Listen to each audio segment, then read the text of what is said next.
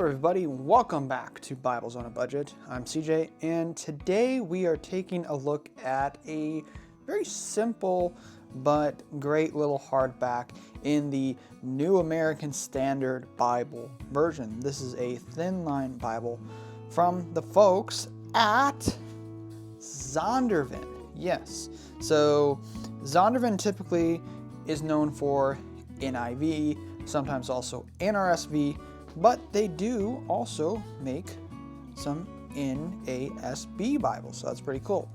So if you're curious, this is the 1995 edition. It does come with the comfort print, so there is an NASB comfort print. Typically the people who publish the NASB are the Lockman Foundation, but in this particular case, it is Zondervan, which is pretty cool.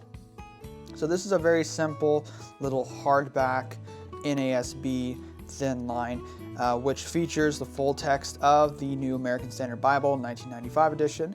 It is less than 1 inch thick. It does come with double column verse by verse format, a presentation page, one satin ribbon marker, the words of Christ are in red, and it does also come with the NASB comfort print, and it is a 9-point font. So without further ado, let me take this out. This is in the gray cloth over board, and I have to say, put that over there real quick. I have to say I do rather like, I like gray cloth over board, and I do like this gold cross in the center. It is actually really cool. I haven't really I've read out of this particular Bible a few times, but I haven't really looked at that cross right there. And now that I'm really looking at it, it's actually really cool. Okay, so that's the front.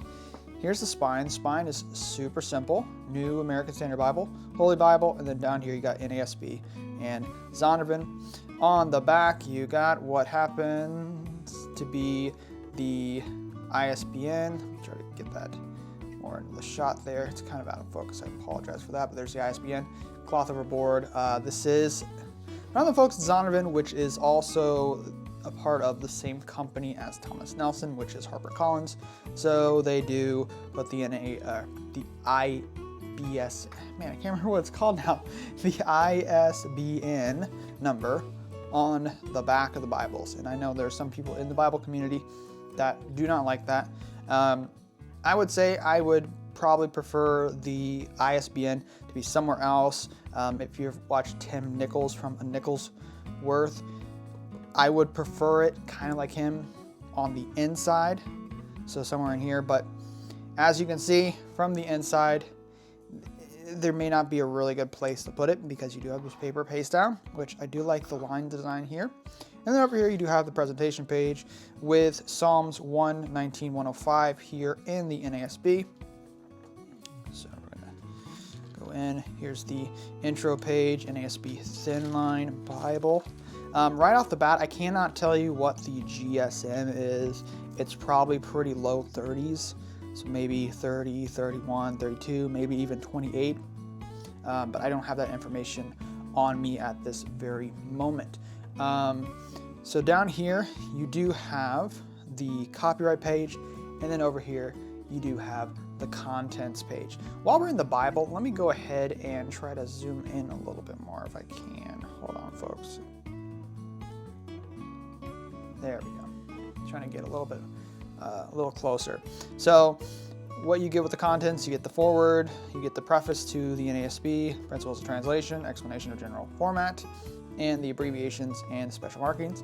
And as always, you get the list of the books of the Bible in the Old Testament, Genesis to Malachi, in the New Testament, Matthew to Revelation. And then down here, you do get some extra little goodies: miracles of Jesus, parables of Jesus, perspectives from the Bible, prayers of the Bible, and promises from the Bible. So even though this is a simple thin line, there is a little bit of extra stuff thrown in there so that you have more than just the books of the Bible. You have some little extra goodies in there that I really appreciate. And then here's the forward to the NASB, which includes the fourfold aim of the Lockman Foundation, which again, Lockman is typically the one who publish the NASB, but Zondervan does have some licensing rights, if you will, in the sense that they have the ability to publish this particular Bible. So there's the fourfold aim of the Lockman Foundation. And then do get the principles of translation, if I can get there real quick. Preface, principles of translation. All this really does is this kind of gives you a peek into how the translators of the NASB handled the translation. So they wanted to talk about modern English usage, alternate readings, what Hebrew text they used, how they translate Hebrew tenses, the proper needs of God, the Greek text, Greek tenses, and so on. Here's the explanation of the general format. Because this is a modern translation, they do not use thou, thee, or thy. The 77 translation edition of the NASB, if I remember correctly, I don't know why I'm trying to say did include the these, thous, and the thys, and all that stuff. One cool thing I like about the NASB is I do like the way that they render Old Testament quotes in the New Testament, and they do that with small caps, which we will see later. And then also another unique feature here is the asterisks, which are used to mark verbs that are historical presence in the Greek, which have been translated with an English past tense in order to conform to modern usage. Because the Bible is a lot of the stuff that happened in the Bible, the majority, all of the Bible, I don't know why I'm saying all those other words, all of the Bible is in the past tense. It's applicable to us today, but all the stuff that happened in the Bible is in the past tense. It is translated in, the verbs are past tense. But in Greek, in particular, those verbs are historical presence, which probably just refers back to when they happen, but they use a present tense verb. And then over here, we have some abbreviations and special markings. These are mostly for the footnotes. And then without further ado, here is the Old Testament page, and we get introduced to the format, which is a double column. And there is no special color. This is a super simple Bible. This Bible typically retails for $30, which not bad. I would say maybe this particular Bible, as cool as it is, maybe a little less, 20, 15, I don't know. But here's the double column. Again, this is a 9-point font. You do get bold numbers for chapters. You do get bold pericopes, and then you get the book name up here. And then down here, let me see if I can get this to focus. You do get some translation notes. So there's those. I'm gonna go. So there's also something that explains what a cubit is. And then over here you do get literal renderings for certain words. So that's pretty cool. Okay, so let me trying to do this off my phone, and so I'm having a little difficulty here, folks. So give me a second. It's not auto-focusing. There we go. One cool thing that you also may notice when you read this Bible is that there are points, and again, sorry about the autofocus. I don't know why it's freaking out on me. You notice here where it says verse 25, that number there is actually bold because that is marking off a new paragraph. Because this Bible is verse by verse. A lot of NASBs are verse by verse, kind of like the King James and stuff. But these Bibles are usually verse by verse. Sometimes they'll also be in paragraph format, but in this case it is verse by verse. So here is the Old Testament. We're going to go look at some prose real quick. Also, while we're talking about it, here is the ribbon marker. It is a nice little gold ribbon marker. So there's that. Then we're going to go to something like here, Proverbs. That works. This is poetry or wisdom literature. So you can kind of see somewhat of a difference. Let me go back. So you see here, it's more blocky. And here it's shorter. You have shorter verses. If I go back to something like Psalms, you see the same thing here. They're not as like blocky. A lot of these verses are big verses. They have a lot of words in them. These verses do not have that, so there is that. All right, now let's go into the New Testament, which, when we do so, as you probably can see already, there is red letters. Again, has same features as the Old Testament. You got some footnotes down here, bold giant numbers to mark off chapters, bold pericopes, and then also something I forgot to say, but this is kind of an obvious thing for all the Bible, so I don't know if I really mentioned it or not, but at the top you do get the name of the book along with the first verse on this page and the last verse on this page. So there's that. But yes, it is red letter. Sorry, my brain went dead for a second. But let me show you something that I was talking about earlier, which was those small caps for the Old Testament quotes. So if you look over here, right here in verse 37, you'll notice that the way that everything else is like formatted stuff is very different to verse 37. You see that there are small caps. Now typically the name of God, the Lord, right here, which is YHWH in Hebrew, is usually small caps in most Bibles. But here, whenever they're quoting from the Old Testament, it is in small caps, which is quite interesting. So let me go ahead and also apologize for this, folks. Just trying to make sure I have everything back there.